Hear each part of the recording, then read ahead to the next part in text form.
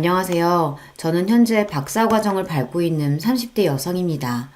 석사 마치고 한동안 짧게 직장 생활도 해보고 세계 일주도 하고 봉사활동도 하는 등 여러 가지 일들을 경험해보다가 공부를 더 하는 게 제 적성에 맞을 것 같다고 생각하곤 다시 학교로 돌아왔어요.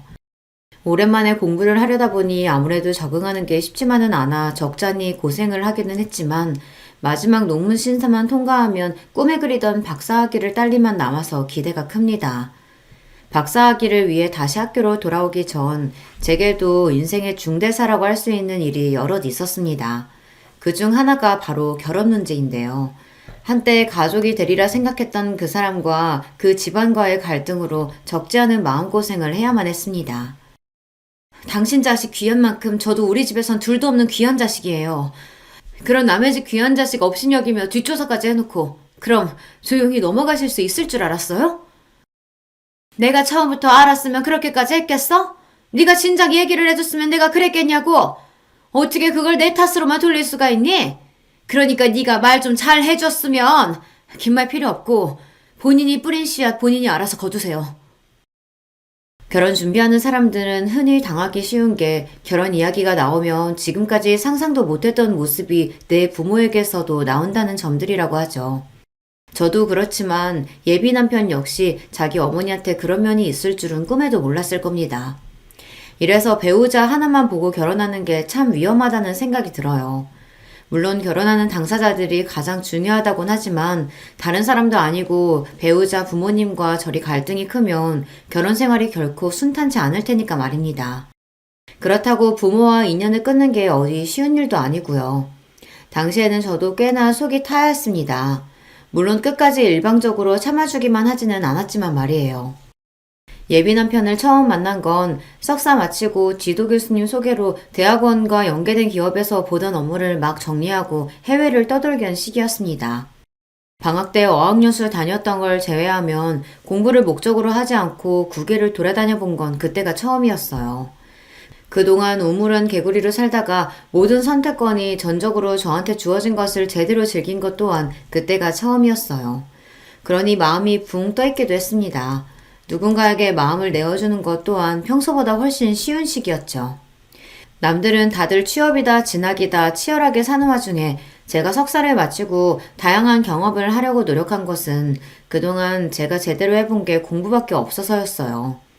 초, 중, 고 학창 시절은 물론 대학 시절에도 새내기 때 흔히 한다는 자체 휴강 한 번 해본 적이 없었습니다.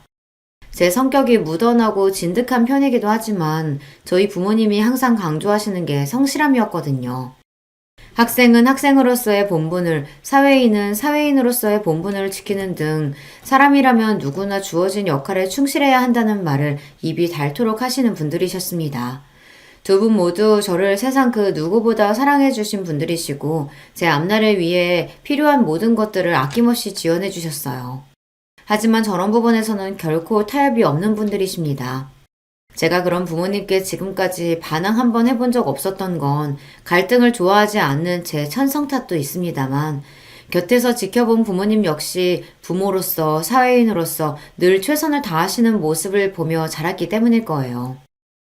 우리가 부모가 되기를 선택하고 너를 낳았으니 네가 자립할 때까지는 우리 부부가 최선을 다해 널 돕는 게 당연하지. 하지만 대학에 진학하기로 한 것은 너 스스로 한 결정이니 너 역시 네 선택에 대한 책임을 져야 할 거야. 학생으로서의 가장 중요한 본분은 당연히 공부겠지? 그리하여 저는 대학에 입학하자마자 도서관 죽순이가 되었습니다. 요즘이야 워낙 취업이 힘든 세상이니 대학생들도 피땀 흘려가며 공부를 하고 스펙을 쌓는다고 하지만 그래도 힘든 고3 수험생활 이겨내고 대학 입학한 그 시기만이라도 갓 성인이 된 자유를 누리는 게 대부분이거든요. 저 역시 그런 자유를 누리고 싶다는 생각을 아주 해보지 않은 건 아니었습니다만 대학 합격이 결정되고 부모님과 약속한 것이 있었어요. 집에서 제 대학 등록금과 용돈을 책임져 주시겠다고 약속하셨지만 거기에는 조건이 있었습니다. 우리도 너를 위해 우리가 할 수 있는 지원은 최선을 다해 해보겠어. 하지만 그만큼 너도 학생으로서 노력을 해야 하지 않겠니? 아무리 자식이라지만 학생으로서 본분을 다하지 않는데 적지 않은 돈을 등록금으로 쓰면 아까운 일이지.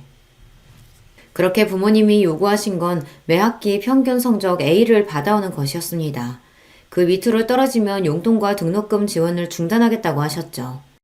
사람에 따라서는 저희 부모님이 그래도 자식 일인데 너무 야박하지 않냐고 생각할지는 모르겠으나 저는 그런대로 수용을 했습니다. 요즘 등록금이 어디 한두 푼도 아니고 아무리 부모라고 해도 비싼 등록금 줘서 학교 보내놨더니 탱자탱자 놀기만 하면 길바닥에 돈을 버리는 기분이 들지 않겠어요? 물론 요즘은 다들 성적 관리를 하는 추세이니 A 받는 게 쉬운 일은 아니기에 기준이 좀 높다고 생각하긴 했지만 집에서 지원받지 못하는 형편의 친구들 중에서는 알바를 하는 와중에도 성적 장학금을 노릴 정도로 빡빡하게 사는 친구들도 제법 있었어요. 그런 거 생각하면 저희 부모님이 내거신 조건에 토다는 것도 배부른 소리였죠. 결국은 저 잘 되라고 내거신 조건이기도 하고요. 성적 잘 받아서 좋은 건 결국 저일 테니까요.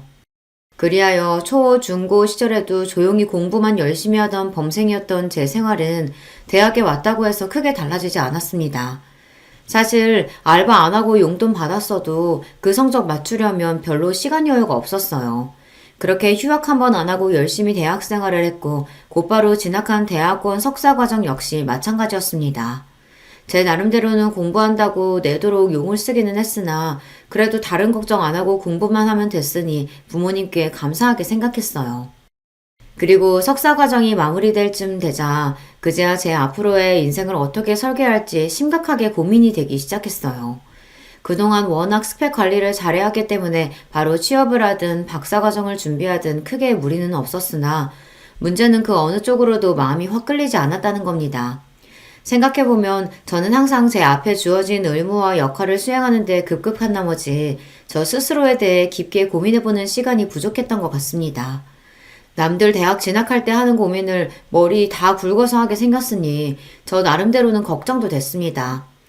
돌이켜 생각하면 공부 외에는 아르바이트를 제대로 한번 해보기랬나, 그럴싸한 대외 활동을 해보기랬나, 경험이 부족해도 너무나 부족했습니다. 항상 학점 관리하느라 바빠서 친구들 다 가보는 배낭여행 한번 가본 적이 없었습니다. 그러고 교수님 추천으로 곧바로 업무에 투입되면서 마음의 갈피를 잡지 못했습니다. 방황은 청춘의 특권이라고들 하는데 저는 항상 주어진 것에 최선을 다하며 똑바로 걸어오기만 했으니 그런 생각이 들만도 했지 싶어요. 물론 그게 잘못되었다는 것은 아니고 제 경우에는 경험하지 못하고 지나온 것들에 대한 아쉬움이 진하게 남는다는 것이 문제가 되었다는 얘기예요. 그렇게 프로젝트가 끝난 후 제 인생 최초로 무계획 세계 일주를 떠나게 되었습니다. 석사 과정하면서 교수님께서 많이 배려해 주신 덕에 산하협력으로 공부와 일을 병행하는 경우가 꽤 많았기에 제법 넉넉하게 자금이 모였습니다. 저희 부모님 성격에 아무런 계획도 없이 떠나는 마당에 그 큰 돈을 이유 없이 턱턱 내어주실 분들도 아닐 뿐더러 저도 이제 나름 사회인인데 그런 걸로 집에 손 벌릴 생각은 없었습니다. 부모님 역시 경제적으로 독립한 제가 내린 결정을 존중해 주셨습니다. 사실 갑자기 제가 쉬면서 외국으로 떠돌아다니겠다고 하면 반대부터 하실 줄 알았는데 제 생각보다 저에 대한 부모님의 믿음이 없지는 않았던 것 같아요. 이제 우리 품에 가두고 보호해야 할 마냥 어린애가 아닌데 당연히 네 뜻을 존중해줘야지. 단, 선택에는 항상 책임이 따르는 거 잊지 말고. 그러고 보면 대학 졸업 이후 비록 제가 아직 대학원생으로 학생 신분이긴 했지만 저 나름대로 자립이 가능해지자 그때부터는 완전히 독립된 인격체로 저를 존중해 주시던 부모님이셨습니다. 그때부터는 제가 하는 일에 일절 터치를 안 하시더라고요. 그런 면에서는 참 그런 분들이셨어요. 자식 인생을 본인 인생과 동일시하고 휘두르려고 하는 부모도 많다던데 저희 부모님은 부모 자식 간에도 내 인생과 네 인생 구분이 철저하신 분들이셨어요. 그렇게 기대 반 두려움 반으로 그간 경험해보지 못한 미지의 세계로 출발했습니다. 처음에는 가볍게 여행 목적으로 유럽 대륙 쪽을 돌다가 충동적으로 아프리카 대륙에까지 흘러들어가게 되었어요. 이렇게 길게 시간을 빼지 않으면 앞으로 아프리카에 가볼 기회는 없겠다는 생각이 드니 주저하는 게 시간 낭비처럼 느껴지더라고요. 아프리카는 제가 생각했던 것 이상으로 아름다웠고 또 제 기대 이상으로 덥고 힘들고 저를 지치게 하기도 했어요. 아무래도 우리나라에 비교하면 치안 역시 여자 혼자 돌아다니기에는 우려되는 부분이 있어서 마냥 자유롭게 돌아다닐 수만도 없었습니다. 그러던 와중에 접하게 된 게 바로 해외 봉사활동이었어요. 아직 낙후된 지역이 많다 보니 몇 안 되는 도시를 떠나면 도움의 손길을 요하는 사람들이 지천에 널려 있었습니다. 처음에는 잠깐 다른 소도시로 떠나기 전에 손이라도 빌려줄까 싶어 초보 자원봉사자들이 할 만한 자잘한 소일거리를 돕던 것이 어느덧 본격적으로 두 팔 걷어붙이고 자원봉사에 뛰어들게 되었습니다. 그도 그럴 것이 도울 것이 끝도 없이 이어졌습니다. 게다가 특히 도움의 손길이 필요한 어린아이들이 많다 보니 눈에 밟혀서 쉽게 그만두기도 힘들더라고요.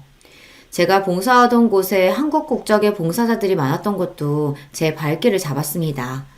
여행지에서 잠깐 스쳐 지나가는 한국인들 외에 오랜만에 같은 나라 사람들을 봤더니 반가운 마음이 많이 들더라고요.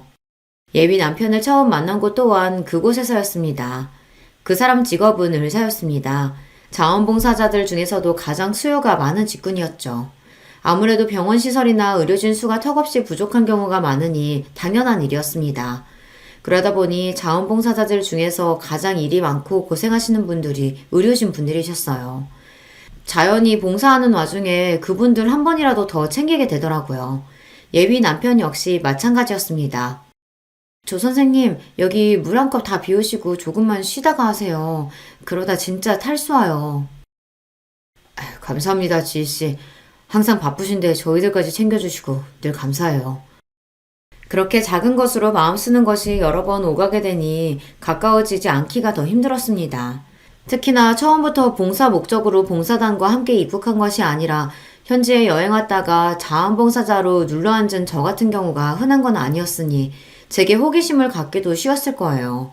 그렇게 종일 정신없이 환자들을 돌보다 저녁에 쉬는 시간에 서로 살아온 이야기를 두런두런 나누다 보니 그 사람과 급속도로 가까워지게 되었습니다. 얘기하다 보니 두 사람 간의 공통점도 꽤 많았고요. 저도 지금껏 꽤나 공부하느라 고생을 해왔지만 아무렴 의대생만 하겠습니까? 그 사람 역시 이런 긴 해외 봉사활동 자체가 처음이었어요. 저 여기 나오다고 했을 때 저희 집에서 걱정이 이만저만이 아니셨어요.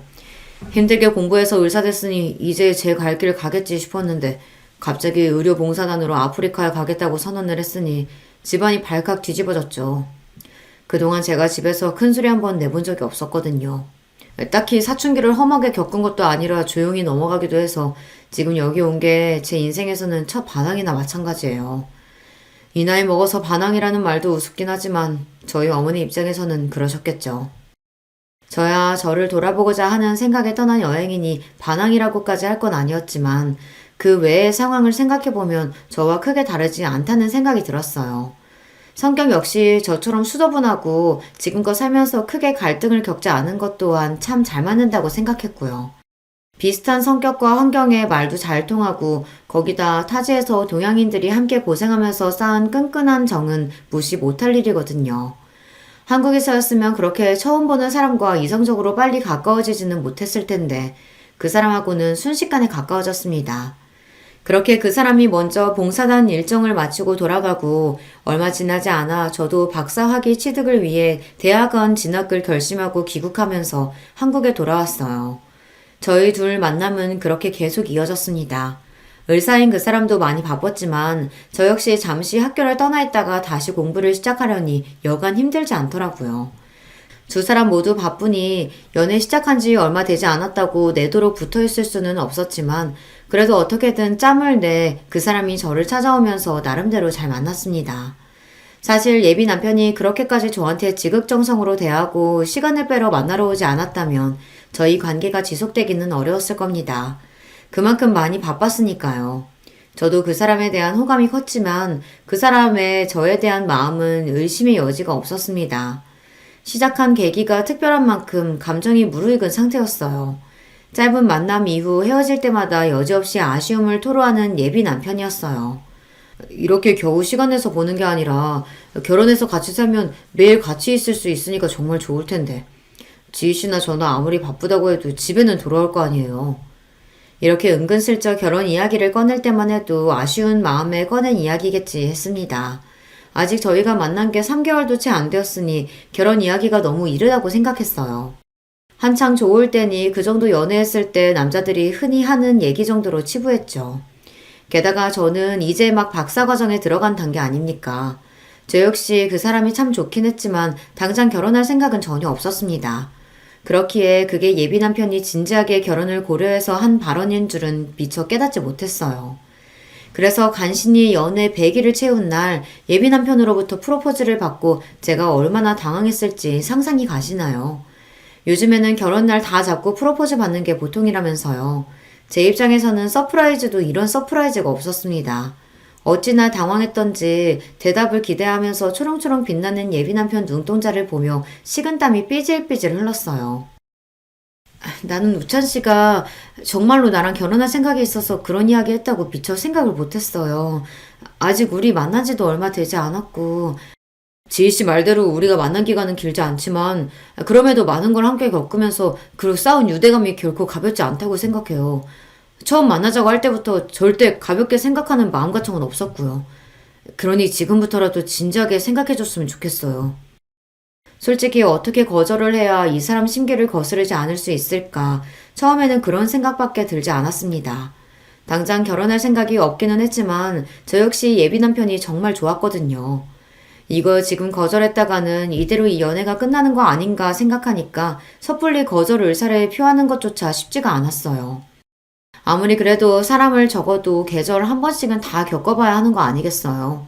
다른 것도 아니고 결혼인데요. 하지만 저 사람 말 맞다나 내 인생에서 저 사람만큼 특별한 사람이 다시 나타날까 생각하니 도무지 그럴 것 같지가 않더라고요. 제가 며칠을 고민에 끙끙 앓자 제 딴에는 티를 안 낸다고 한 건데도 엄마가 곧장 알아차리시더라고요. 역시 엄마는 속이는 건 만만치 않은 일입니다. 결국 제가 답답한 마음에 얼마 전 있었던 일을 털어놓게 되었습니다. 만난 지 얼마나 됐다고 벌써? 저희 엄마도 놀라시더라고요. 보통 이런 게 정상이죠. 3개월 만나고 결혼해서 잘 사는 분들도 있다는 얘기를 듣기는 했습니다만 제가 그렇게 열정으로 활활 불타오르는 성정의 사람도 아닌지라 솔직히 그렇게 급하게 결혼하는 게 잘 이해는 안 돼요.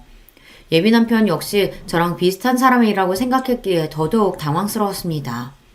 항상 신중하고 생각이 깊은 사람이었는데 결혼 문제에 이렇게 저돌적으로 나올 거라고는 예상치 못했습니다. 그건 짧게 만났다고 꼭 결혼에 대해 경솔하게 생각한다고 할 수는 없지. 그만큼 상대방 입장에서는 너한테 확신을 가지고 있다는 뜻이 될 테니까. 나를 그렇게 생각해주는 건 고맙지만 솔직히 선뜻 대답을 못하겠어. 왜? 너는 그 사람한테 아직 그만한 확신이 들지 않아? 아니, 나도 그 사람이 지금껏 만난 사람하고는 비교도 안 돼. 애초에 이렇게 급속도로 가까워진 사람도 없기도 했고, 그치만 현실적인 문제도 생각을 안 할 수가 없잖아. 나 박사과정 시작한 지 얼마 안 됐다고. 그럼 그렇게 말을 해. 다른 것도 아니고 결혼 문제인데 상대방 기분 상하게 할 거 생각해서 네 할 말을 못하면 안 되지. 그게 맞다는 건 저도 알고 있었습니다.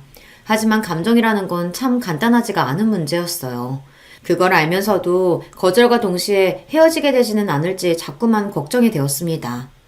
봉사하면서 그리고 짧은 연애 기간 동안 옆에서 지켜보면서 예비 남편이 인간적으로 참 좋은 사람이라는 건 잘 알고 있었습니다. 객관적인 결혼 조건을 놓고 생각해봐도 절대 빠지는 사람이 아니었어요. 사짜 직업 가진 신랑감이야 언제든 1등 신랑감으로 손꼽히니까요. 근시일 내에 제가 결혼할 생각이 있었다면 마다할 만한 사람이 아니라는 건 확신했습니다. 아무리 고민을 해봐도 답은 하나였어요. 진심으로 솔직하게 대화하는 것 말고는 수가 없었죠. 고민에 고민을 거듭한 끝에 조심스럽게 제 의사를 전달했을 때 예비 남편 눈이 실망으로 물드는 걸 분명히 확인할 수 있었습니다. 저도 만약에 결혼을 하게 된다면 의심의 여지 없이 상대는 우찬 씨라고 생각해요. 저한테도 우찬 씨는 소중한 인연이니까요. 하지만 저 귀국해서 박사과정 시작한 지 얼마 되지 않았고 지금 결혼을 논의하기에는 현실적으로 무리가 있는 것도 사실이잖아요. 연애 기간도 짧았으니 한두 해 더 연애하면서 시기를 맞춰봐도 되지 않을까요? 저는 저희들 다 너무 바쁜 사람들이니까 하루라도 빨리 가족이 돼서 좀 더 안정적으로 지낼 수 있었으면 했어요. 아무래도 제가 마음이 앞서서 지희 씨를 부담스럽게 만들었나 봐요. 최선을 다해서 서로 감정 상할 일 없게 말하려고 애썼는데 아무리 조건부라고 해도 일단 거절은 거절이니 분위기가 서먹해졌습니다. 무슨 말로 이 분위기를 풀어야 하나 고민하고 있는데 예비 남편이 먼저 운을 띄웠어요. 실은 저 만나는 사람 있다는 걸 눈치채신 순간부터 저희 어머니께서 지희 씨 한번 데리고 오라고 아주 성하세요. 저는 처음부터 결혼 생각이 있었으니 조만간 양가 부모님 별일 생기지 않을까 싶어 조만간 데리고 가겠다고 얼버무려서 지금까지 어떻게든 무마해왔고요. 그럼 결혼은 천천히 생각해보더라도 저희 어머니부터 만나보지 않을래요? 부담스럽게 짝이 없는 말이었습니다. 청혼도 막 거절한 판국에 미래의 시어머니 되실 분을 만나자니요. 하지만 이미 큰 거절을 한번 해놓고 또다시 거절을 하기도 좀 그렇더라고요. 썩 내키지는 않았지만 결국 그러마하고 수락을 하고 말았어요. 청혼 거절했다면서 그 집에 인사를 간다고? 결혼 이야기 잘 정리하러 다녀온다고 해놓고 예비 시어머니 만나뵐 날을 받아왔다는 말에 저희 부모님 두 분 다 황당해 하시더라고요. 하긴 수락도 아니고 거절을 해놓고 곧장 상대의 어머니를 만난다고 하는데 상황이 요상하게 느껴지는 게 당연한 일이겠죠.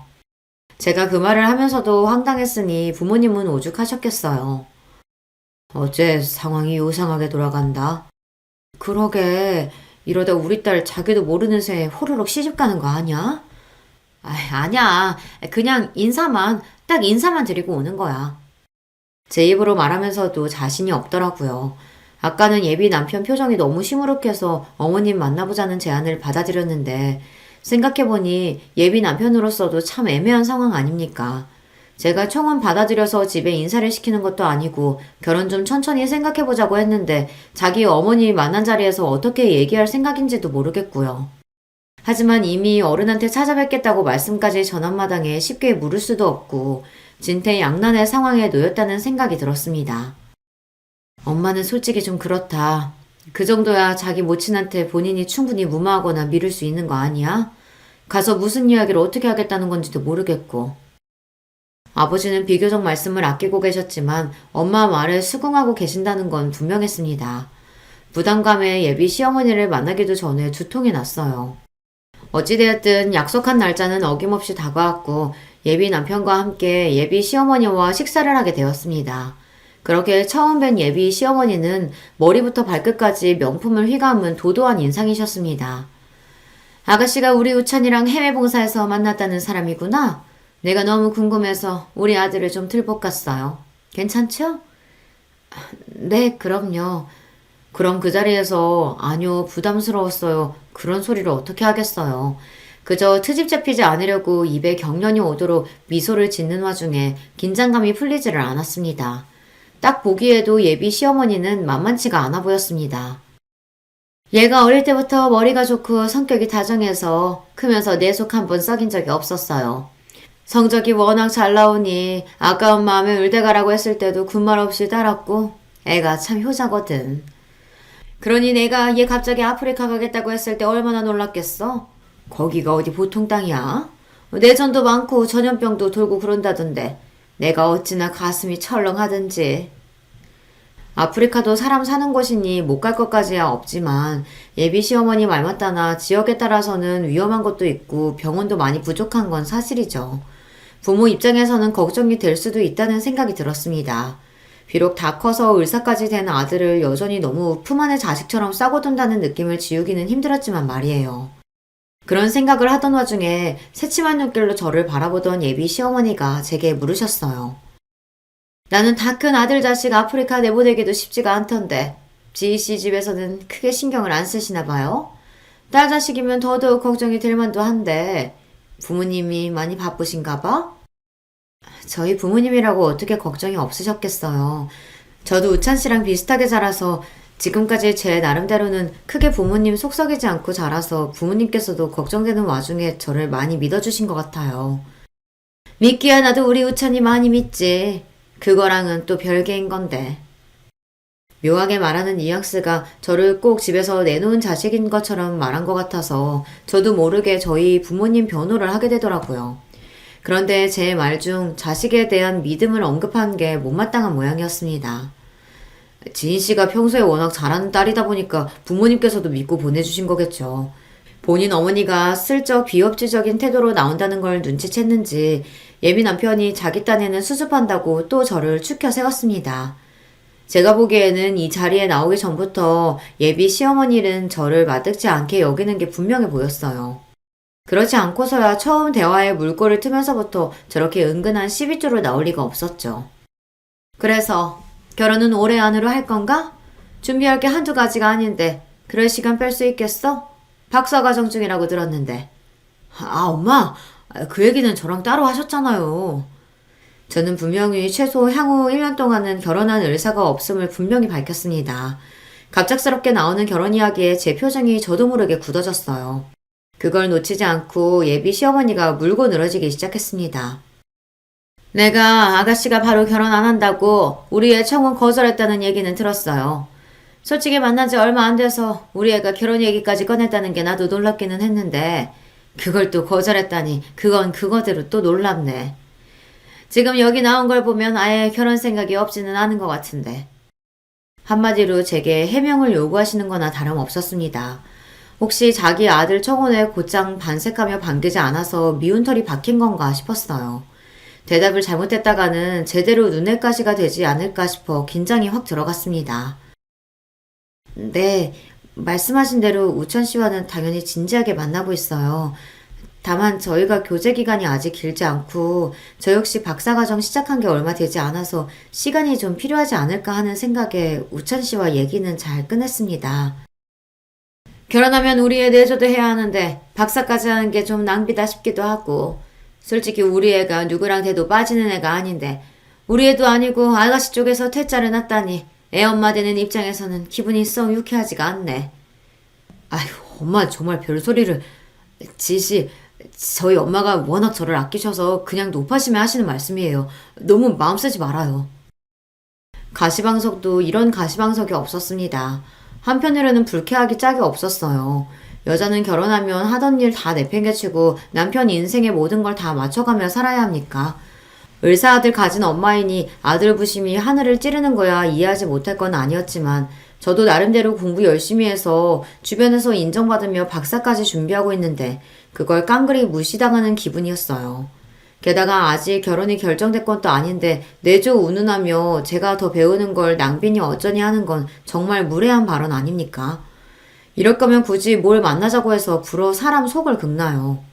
거기까지 들으니 저도 더는 표정 관리가 안 되더라고요. 밥이 입으로 들어가는지 코로 들어가는지도 모른 채 어영부영 그 자리를 끝내고 나오면서도 기분이 영 나아지질 않았습니다. 이 사달을 막지 못한 예비 남편이 제 눈치만 보며 차마 말도 제대로 못 붙였어요. 솔직히 오늘 일은 많이 불쾌하네요. 본인 자식 귀한 만큼 저도 우리 집에서는 세상 둘도 없는 귀한 자식인데 아무리 아들인 우찬 씨가 아깝다고 해도 저한테 그런 태도는 지나쳤다고 생각해요. 미안해요, 지희 씨. 저희 어머니가 밖에서 누구한테 저런 식으로 말씀하시는 분이 아닌데 아무래도 당장 결혼한다는 대답을 못 들었다고 하니 어머니 입장에서는 마음이 상하셨던 모양이에요. 제가 대신 사과할게요. 그것도 그거지만 여자가 바깥이라는 걸 무시하는 발언도 걱정스러워요. 아직 이런 얘기 꺼내는 건 시기상조긴 하지만 저 결혼한다고 지금껏 제가 고생해서 읽은 것들 아깝게 다 내팽개칠 생각 전혀 없어요. 그럴 것 같으면 지금 이 고생해가면서 박사과정 준비하지도 않을 거고요. 그럼요. 저도 내존이 뭐니 하면서 지희씨 집에 들어앉힐 생각 없어요. 지금까지 본 예비 남편 성정을 생각하면 그 사람이 그럴 리가 없다고 생각했지만 그 모친 되시는 양반이 저렇게 나오니 상황이 마냥 낙관적으로 볼 수가 없더라고요. 더군다나 본인도 여자라는 인간이 저리 꽉 막힌 소리만 하는 것도 어처구니가 없었고요. 예비 남편이 거듭 사과하며 제 기분을 풀어주려 노력했지만 안타깝게도 별 효과는 없었습니다. 저희 집에서도 그날 이후로 별다른 말씀은 안 하셨으나 예비 남편 어머니한테 인사를 드리고 들어와서 며칠을 기분이 저기압인 딸을 보며 눈치를 못 채시는 게 더 이상한 일이었죠. 가뜩이나 예비 남편이 성급하게 결혼을 해서 저를 곤란하게 한 것부터가 별로 마음에 안 드실 텐데요. 모르긴 몰라도 예비 시어머니와도 얘기가 잘 안 된 것 같으니 저희 집에서도 아직 인사조차 오지 않은 예비 남편에 대한 인상이 좋을 수가 없었습니다. 생각해보니 그것도 좀 그랬습니다. 한쪽 집 부모 인사를 드렸으면 다른 쪽에도 인사를 드리는 게 균형이 맞는 일이잖아요. 막상 그 사람이 저희 집까지 인사 온다고 하면 제가 부담스럽기는 했겠으나 그렇다고 말 한마디 안 꺼내는 것도 좀 그렇잖아요. 꼭 저희 부모님 존재를 무시하는 것 같고 하여튼 한 가지가 마음에 들지 않기 시작하니 괜히 다른 것도 미워 보이고 그렇더라고요. 그렇게 예비 시어머니를 만나고 며칠이 지나지 않아 그분으로부터 연락이 왔습니다. 내가 지금 그 학교 근처인데 좀 봤으면 싶네. 지금이요? 약속도 없이 저는 강의도 있는데 결국 어쩔 수 없이 강의도 못 들어가고 약속 장소로 나갔습니다. 실내에서 선글라스까지 끼고 팔짱을 끼고는 턱을 빳빳이 쳐들고 있는 시어머니 옆으로 위압적인 덩치의 웬 남자 하나가 정장 차림으로 그 옆에 떡 버티고 서 있었어요. 처음에는 경호원인가 싶었습니다. 거두절미하고 그러니까 당장은 아니더라도 우리 우찬이랑 결혼할 생각은 있다 이거지? 이제는 아예 대놓고 하대였어요. 누가 봐도 사람을 내리 깔아보면서 무시하는 태도에 기분이 확 나빠졌습니다. 하지만 그때까지만 하더라도 예비 남편에 대한 감정이 사라진 건 아니었습니다. 네, 우찬 씨와도 그렇게 얘기했고요. 우리 애야 지금껏 공부만 하느라 순진에 빠져서 여자를 몰라도 너무 몰라. 자기가 얼마나 잘난 놈인 줄도 모르고 자기가 의사인데 못해도 똑같은 의사를 만나던가 아니면 집안이라도 빵빵한 여자를 만나던가 그 빌어먹을 해외 봉산이 나발이니 거기 가서 만난 여자라니 내가 진짜 기가 막혀서 저번에도 참 말을 가릴 줄 모르다고 생각했는데 지금에 비하면 그때 한 말은 될 것도 아니었습니다. 대놓고 제게 저기를 드러내는 태도에 숨이 턱 막혔어요. 제가 의사는 아니더라도 연구원으로서 제 가치가 이런 취급을 받을 일은 절대 아니라고 생각해요. 애초에 결혼도 당신 아들이 밀어붙인 거지 제가 당신 아들과의 결혼에 목맨 것도 아닌데 왜 이런 소리를 들어야 하나 억울한 마음이 들었습니다. 저번부터 말씀이 지나치신 것 같습니다. 정 제가 마음에 들지 않으시면 애초에 만나시지 않으실 수도 있으셨고 아드님 통해서 나는 이 결혼 성사되길 원치 않는다고 하시면 될 일을 굳이 저를 불러내서 이렇게 모진 말씀 하실 거 없잖아요. 우찬 씨 귀한 아드님인 것만큼 저도 저희 집에서는 귀한 딸 자식이에요. 말씀 함부로 하지 말아주세요. 어디 어른이 말씀하시는데 따박따박 말댔고요. 하나를 보면 열을 한다고 딸년 교육을 이따위로 시켰는데 그 부모라고 제대로 됐겠어? 애초에 정신머리가 있는 부모라면 딸 자식 혼자 외국으로 돌리는 게 말이 되냐고. 여자가 조신하지 못하게. 다니면서 어떻게 놀고 다녔는지 알 게 뭐야? 저도 모자라서 제 부모님 욕에 외국에서 어떻게 놀았느냐니 하는 그 천박한 발언은 또 뭡니까? 이쯤 되니 그냥 저랑 개싸움하려고 불러낸 건가 진짜 제정신인가 싶었어요. 물에도 정도껏이지 지금 그게 무슨 말씀이세요? 그쪽이 뭐라고 저희 부모님한테 그런 모욕을 주세요. 당장 사과하세요. 사과? 사과는 내가 받아야지. 순전히 내 아들 꼬여낸 것도 모자라 감히 네 주제에 내 아들 청혼을 거절해? 네가 어디 가서 의사 남편 만날 재주가 있다고? 도대체 뭐 하자는 건지 모르겠네요. 제가 우찬 씨랑 결혼하는 것도 싫고 제가 우찬 씨 청혼을 거절하는 것도 싫고 뭐 어쩌자는 거예요? 당연히 내 잘난 아들이 널 차야지. 10살짜리만도 못한 소리를 바락바락 내지르는 꼬락서니를 보고 있자니 기가 막혀서 말문이 막혔습니다. 이런 꼴까지 봤는데 저라도 저런 여자 며느리가 되고 싶겠어요. 자기 어머니가 어떤 사람인 줄 알고 저한테 굳이 인사까지 시킨 예비 남편에게까지 정이 떨어질 지경이었습니다. 정말 기가 막히네요. 아드님 그리 아까우시면 그냥 끼고 사세요. 이게 말버릇하고는 내 아들은 내가 너랑 비교도 안 되는 잘난 여자 찾아서 붙여줄 거야. 이 건방진 거. 내가 너 이대로 곱게 놔둘 것 같아? 김비서, 당장 전현 지금까지 어떻게 살았는지, 부모란 인간들은 뭐하는 인간들인지 하여튼 걸리는 건 다 싹 철저히 조사해봐. 너 어디 하나라도 걸리면 보자. 미쳤어요? 지금 누구 뒷조사를 한다는 거예요? 옆에 장승처럼 서있던 덩치가 저 여자 집안 비서였던 모양입니다. 예비 남편 아버지가 사업을 한다고 들었으니 회사 비서인지 저 여자 개인 비서인지까지는 모르겠으나 그 인력까지 끌어와서는 저를 겁이라도 줄 요량이었겠죠. 아주 입을 열면 열수록 천박함이 줄줄 흘러내렸습니다. 나야말로 나한테 입 다이르고는 당신 가만히 둘 줄 알아? 당신이야말로 각오 단단히 해. 제 말에 콧방귀를 끼는 그 여자에게 쏘아붙이고 그 자리를 박차고 나왔습니다. 세상에 경우가 없어도 저렇게 경우 없는 인간을 본 적이 없었어요. 부하가 머리 끝까지 치밀어 올라 온몸이 부들부들 떨렸습니다. 그 분풀이할 대상은 한 사람뿐이었어요. 지희씨? 당신 어머니 진짜 제정신이에요? 살면서 이런 모욕은 처음이야. 저런 인간인지 알면서도 나한테 소개시킨 거면 우찬 씨도 공범인 거고 그걸 몰랐대도 정말 기가 차네요. 나도 그런 사람이랑 가족으로 엮일 생각 추워도 없어요. 결혼이고 뭐고 싹 다 없던 걸로 해요. 그러고는 전화를 확 끊어버렸습니다. 그러고 일주일을 예비 신랑을 만나주지도 전화를 받지도 메시지에 답을 해주지도 않았습니다. 고작 이 정도로는 성에 차지 않았지만 따지고 보면 예비 남편보다는 예비 시어머니에게 한껏 퍼부어줘야 이 분이 풀릴 것 같았습니다. 그렇게 딱 일주일을 채운 후 저는 그 예비 시어머니라는 집에 쳐들어갔습니다. 그 여자가 저를 불러냈을 때 제 비서까지 들러리를 시키며 위압감을 조성했으니 저도 제 지원군과 함께했어요. 바로 제 어머니의 비서였습니다. 야, 너 여기가 어디라고 쳐들어와? 여전히 기세가 등등해서는 눈을 부라리며 제게 위협적으로 소리치는 그 여자였습니다. 하지만 저에게는 그저 우스울 따름이었죠. 제 딴에는 화가 나서 길길이 날뛰느라 제 옆에 있는 사람은 보지도 못하는 것 같았습니다. 왜? 내가 어디 못 올 때 왔어요? 더럽게 잘난 척 하더니 집이라고는 쥐똥만한 게 별로 볼 것도 없네. 뭐야? 이판사판인데 저라고 말 곱게 할 이유는 더 없죠. 지가 날뛰어봤자 제 손바닥 아니었습니다. 당장이라도 저를 후려치기라도 할 기세로 들려드는 그 여자를 어머니 비서가 막아섰습니다. 저희 어머니 비서분도 저 여자 비서 못지않게 강골이시거든요. 단박에 양손이 결박되고 고무나무에 매달린 매미꼴이 된 여자가 버둥거리기 시작했습니다. 야, 너 이거 안 나? 감히 내가 누군 줄 알고? 김비서, 이것들 안 내보내고 대체 뭐 하는 거야, 김비서! 제 힘으로 안 되니 제 비서만 목이 터져라 찾고 있었습니다. 그때였습니다.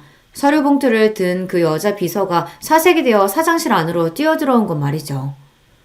지금껏 어디서 뭐 하다가 이제야 나타나! 당장 이것들부터 끌어내지 못해? 사모님, 제발 말씀 좀. 이러시면 저희가 정말 곤란해집니다. 뭔 소리를 하는 거야? 저것들 치우라니까! 사모님, 저분 건드리면 진짜 저희 다 죽습니다. 제발 고정하세요. 도대체 지금 무슨 소리 하는 거야? 그 여자 비서가 사시나무처럼 벌벌 떨며 저희 쪽을 제대로 올려다보지도 못하고 있었어요. 눈치를 보니 제가 누구인지 그리고 저와 함께 온 남자가 누구인지 진작 알아본 것 같았습니다. 그때 제 옆에 서 있던 어머니 비서가 앞으로 나섰습니다. 넌 또 뭐야? 정신머리가 없어도 보통 없는 게 아닌 모양이네. 그래도 정 비서님은 알아볼 줄 알았더니만. 한심하다는 듯 혀를 끌끌 차는 제 말에 그제야 그 여자가 어머니 비서 얼굴을 유심히 바라보기 시작했습니다. 그러더니 드디어 알아챈 건지 낯빛이 시퍼렇게 질리기 시작했어요. 아니 이 사람이 지금 왜 여기 있어? 아니 어떻게 저거라? 이제야 알아보시겠어요? 우리 정 비서님? 그 여자에게 결코 낯선 얼굴이 아니었을 겁니다. 당연하죠. 저희 어머님 회사에 거래를 넣으면서 그 작은 회사 사장까지 상대할 급이 아닌 저희 어머니 대신 어머니 직속 비서인 정 비서님과 주로 업무를 봤을 테니까요. 말하자면 저희 어머니 회사가 저 여자 남편 회사의 갑이다 이 말입니다. 보통 회사 대표는 남자들이 많고 그러면 자식도 성이 같을 테니 연상하기 더 쉬울 테지만 저희 엄마랑 제 성은 다르니까요. 제가 엄마 회사 행사에 참여한 적도 거의 없었으니 더더욱 연결시키기가 어려웠을 겁니다. 앞서 말했듯 저희 부모님 모두 이런 쪽으로는 냉정할 정도로 쿨한 분이셔서 본인 인생은 본인 인생이고 자식 인생은 자식 인생인 분들이시니까요. 굳이 회사 물려받을 생각도 없는 딸내미 억지로 회사 행사에 동원시키는 일도 없으셨거든요. 하지만 그건 그거고 하나뿐인 딸이 웬 막대먹은 여자에게 온갖 모욕을 당하고 돌아왔다는데 그걸 참고 넘길 저희 엄마가 아니셨어요. 그것도 충분히 대체할 곳이 넘쳐나는 고만고만한 하청업체라면 더 말할 것도 없었습니다. 이런 식으로 또 뵙게 되네요. 이건 저희 대표님께서 보내신 겁니다. 생각지도 못했던 제 정체에 경악한 그 여자가 입도 못 다물고 서 있었어요. 어머니 비서가 그 여자 비서에게 서류 하나를 건넸습니다. 그 여자 비서가 헐레벌떡 열어본 봉투에는 계약 파기를 알리는 서류가 동봉되어 있었습니다. 한마디로 더는 저 집 회사와 거래할 일이 없다는 뜻이었죠. 사모님, 그러니까 제발 자중하시라 그렇게 말씀드렸는데. 사태의 심각성을 인지한 그 여자 비서가 전화를 붙들고 황급히 밖으로 뛰어나갔습니다. 이 비상사태를 얼른 회사 사장에게 전해야 하니 발등에 불이 떨어졌겠죠. 이윽고 유일한 제 편인 비서도 사라지고 그 여자가 손을 벌벌 떨며 떨어진 서류를 주어 믿기지 않는다는 듯 몇 번이고 서류를 확인하고 또 확인했습니다. 100번은 읽어봐야 내용은 똑같을 텐데 뭘 미련을 떨고 있어요. 내 뒷좌서 한다고 아주 길길이 낯뜨길래 난 진작 알아내고 나한테 내 발로 기어올 줄 알았더니 회사가 코딱지만 해서 그런가 정보력도 참 형편없네. 상황 파악했으면 가서 당신 남편한테 원망 들을 마음의 준비나 해요. 당신 남편 회사 폭탄 맞은 건 다 당신 때문이니까. 멍청하게 서있던 여자가 신나게 비꼬는 제 말에 퍼뜩 정신이 들었는지 갑자기 제 앞에 철퍼덕 주저앉았습니다. 그대로 양손으로 제 다리를 붙들려고 드는 걸 곧바로 어머니 비서가 제지했습니다. 아이고, 우리 남편 회사는 안 돼. 그게 어떤 회사인데. 우리 집 밥줄인데 그걸 이렇게 끊는 법이 어딨어. 뭐 대단한 인간이라도 된 것처럼 나의 집 귀한 자식 집 밟는 건 되고 내가 당한 만큼 갚아주는 건 왜 안 돼? 덩치까지 끌고 나와서 약하고 만만해 보이는 여자 위협하는 비열한 짓거리 했으면 당신도 되돌려 받아야지. 안 그래? 제 천박한 짓거리가 눈덩이처럼 불어나 초래한 작금의 사태에 돌아버릴 지경인지 부끄러운 줄도 모르고 바닥에 붙은 그 여자가 펑펑 울기 시작했습니다. 그러더니 곧 두 손을 모으고 파리처럼 싹싹 빌기 시작했어요. 아이고 아가씨, 내가 사람을 몰라봐도 한참 잘못 보고 내가 이렇게 빌게. 제발 우리 애아빠 회사는 건들지 말아요. 잘못은 나 혼자 했잖아. 내가 시키는 건 다 할 테니까 제발. 집어치워. 그러는 나는 뭘 잘못해서 당신 같은 천박한 여자한테 그 소문을 겪게 만들었어. 우리 부모님은 뭘 잘못했다고 그 모욕을 들어야 했는데 내가 당신 때문에 겨우 그 당신 잘난 아들 때문에 이 꼴을 겪었는데 나라고 사정 봐줄 이유 없지. 다른 사람 함부로 휘두르려고 한 대가 똑똑히 한번 치러봐. 그리고는 그 여자가 바닥을 기든 엎드려 읍소를 하든 신경도 쓰지 않고 그곳을 빠져나왔습니다. 한참 멀어질 때까지 세상이 떠나가라 우는 그 여자 꼴을 보아도 아무것도 아닌 주제에 다른 사람 무시하고 업신여겨 못됨 심보가 다시금 생각나 일말의 동정심조차 들지 않았어요. 계약 파기는 여전히 유효했습니다. 좀 더 정확히 말하자면 얼마 남지 않은 계약 기간을 더는 연장하지 않겠다는 게 맞겠네요. 그러니 크게 법적으로 문제될 것도 없었습니다. 그 집안꼴은 아주 쑥대밭이 되었어요. 회사야 영문도 모르고 갑자기 폭탄을 맞았으니 갑작스러운 손실을 수습하느라 뿌리가 뽑힐 지경이 되었습니다. 뒤늦게 이 모든 사태가 제 아내의 추악한 만행으로부터 시작된 것을 안 예비 남편의 아버지가 온 가족을 대동하고 저희 집 앞으로 몰려와 석고대죄를 했으나 거래가 재개되는 일은 결코 일어나지 않았습니다. 예비 남편과는 딱 한 번 다시 만나 모든 관계를 정리했어요. 마지막으로 본 지 얼마 되지도 않았는데 눈에 띄게 수척해진 걸 보니 마음이 좋지 않았으나 그 역시 이 모든 일에서 무결하다고 보기는 어려웠어요. 그래도 경우가 없는 사람은 아닌지라 제가 자기 모친에게 어떤 수모를 당했는지 전말을 전부 알고 난 후에는 차마 저희 집에 선처를 바라지도 못하더라고요. 내가 처신 잘했다면 어머니가 저렇게까지 굴지는 못하셨을 텐데 제가 좋다고 결혼 이야기까지 꺼내놓고 이런 일까지 당하게 만들어서 정말 미안합니다. 이제 다시는 지희씨 불편하게 하는 일 없을 거예요. 정말 미안해요. 그래도 천성은 선한 사람이고 좋은 점이 많은 사람이니 저 사람만큼은 잘 살았으면 싶었습니다. 저런 모친 만난 건 저 사람한테도 안타까운 일이죠. 비록 그것까지 함께 짊어질 만큼 그 사람에 대한 사랑이 깊지는 않았던 것 같지만 말이에요. 그 전 예비 시어머니라는 여자가 이혼 소송을 당했다는 이야기를 어머니 비서 통해 전해 듣게 되었어요. 전 예비 남편 아버지 회사가 입은 타격이 그만큼 크다는 뜻이기도 했어요.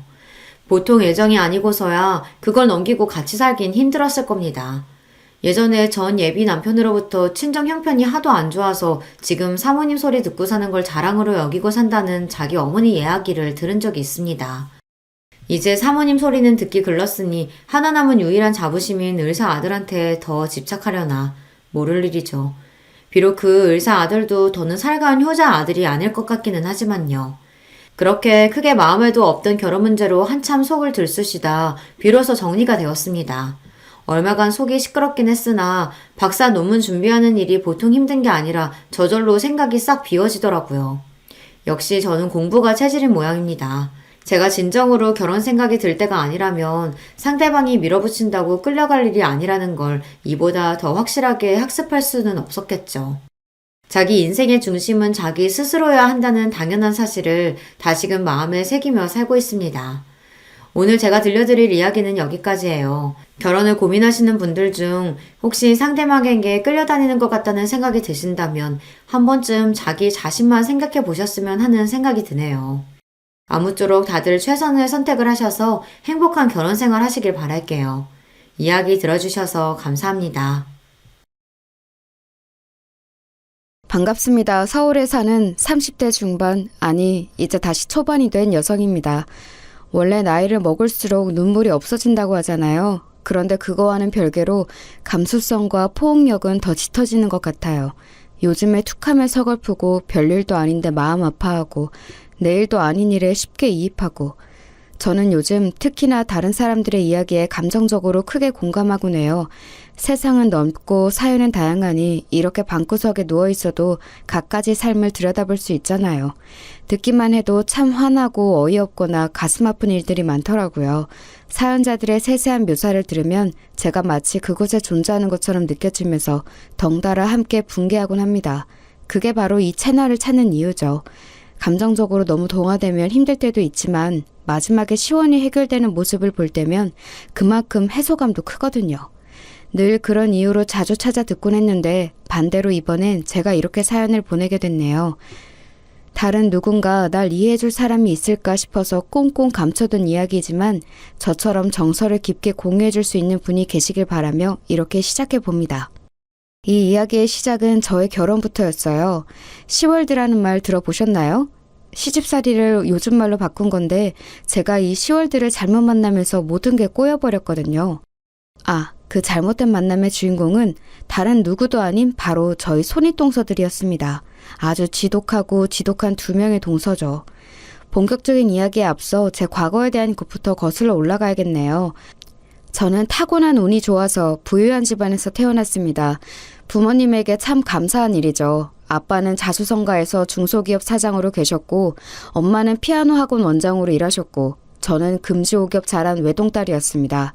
부족함 없이 크면서 갖고 싶은 건 갖고 하고 싶은 걸 하면서 자랐어요. 어렸을 땐 그게 당연한 건 줄 알았고 모든 사람이 그렇게 사는 줄 알았어요. 하지만 커가면서 다른 사람과의 환경 차이를 느끼고 선택의 폭을 실감하면서 제가 누리는 것들이 당연한 게 아니라 감사한 일이란 걸 알게 됐죠. 그렇게 나이가 들고 조금씩 철이 들 무렵 영원할 것 같던 행복에 금이 가기 시작했습니다. 엄마가 크게 아프기 시작했거든요. 암이었습니다. 제가 유치원 때 엄마가 암에 처음 걸리셨는데 그때 완치되던 암이 다시 재발된 거였어요. 처음엔 초기였던 암이 이제는 말기에 가까워져 엄마의 생명을 서서히 갉아먹어 갔습니다. 아빠와 엄마는 금술이 좋은 편이셨던지라 엄마가 아프고 나면서부터 아빠까지 몸이 점점 안 좋아지셨어요. 전 대학을 휴학하고서 입원한 엄마 옆을 매일 지켰는데 아빠는 일 때문에 병원을 자주 올 수 없는 상황이었거든요. 아빠는 그게 많이 힘드셨던 것 같아요. 솔직히라도 더 곁에 있고 싶은데 그럴 수 없으니까 퇴근 후 바로 병원으로 오고 새벽까지 있다가 집에 들려 다시 회사로 출근하고 이 패턴으로 8개월 넘게 보내셨죠. 그러면서 아빠는 살이 15kg 이상 빠졌고 머리도 어느새 흰머리로 가득 찰 정도였어요. 항상 말끔해 보이던 아빠가 이제는 마치 일상을 포기한 사람처럼 보이더라고요. 물론 엄마의 모습에는 비할 수 없었습니다. 항암 치료를 시작하면서 엄마는 눈에 띄게 양상해지고 파리해져 갔거든요. 정말 말 그대로 목숨이 깎여가는 걸 육안으로 확인하는 기분이었습니다. 엄마가 걱정할까봐 눈물이 날 때면 화장실로 도망쳐서 엉엉 울고 다시 병실로 돌아왔어요. 그렇게 분주히 왔다 갔다 하는데도 눈물이 마를 새가 없었습니다. 엄마는 살기 위해 안간 힘써서 버티는데 사실 아빠랑 저는 알고 있던 것 같아요. 엄마에게 죽음이 가까워지고 있다는 걸. 우리에게 남은 시간이 별로 없다는 걸요. 나중에 후회하고 싶지 않아서 엄마에게 사랑한다는 표현도 더 많이 더 자주 하게 되었고 사진과 영상도 함께 많이 찍고 나름대로 준비를 많이 했어요.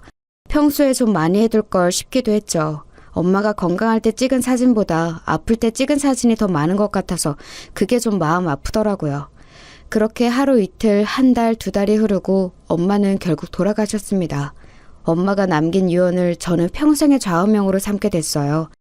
살아가며 마주한 이들에게 손을 내밀어주고 그들이 내밀어준 손을 잡으며 나아가라는 말이었죠.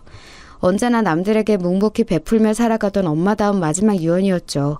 평소 엄마는 남에게 베풀면 그보다 더 큰 복을 돌려받을 거라는 신념을 갖고 사셨거든요.